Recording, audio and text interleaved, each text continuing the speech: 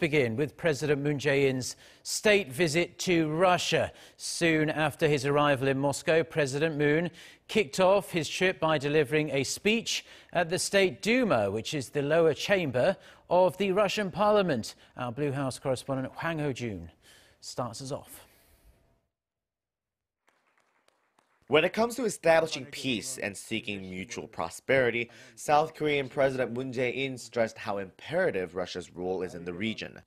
나는 한국과 러시아의 협력이 한반도 평화와 동북아 번영의 주춧돌이라고 생각하며 그동안 진심으로 노력해 왔습니다. President Moon said the bilateral relationship between Seoul and Moscow is the key to open the gates of Eurasia, which the South Korean leader called a land of great opportunity.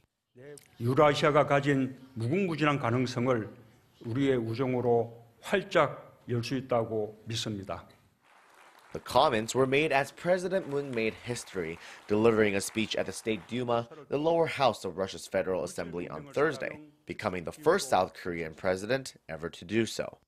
During the speech, President Moon noted his Russian counterpart's vision of an era of peace and co-prosperity among Eurasian nations, or the, quote, New East policy, is in sync with his own, quote, New Northern policy, the Moon administration's key diplomatic policy to expand South Korea's diplomatic and economic horizons with its Eurasian neighbors.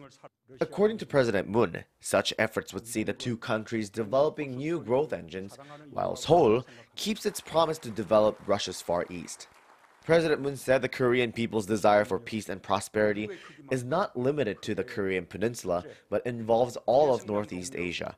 And with that, President Moon introduced his vision for a trilateral partnership between Seoul, Pyongyang, and Moscow.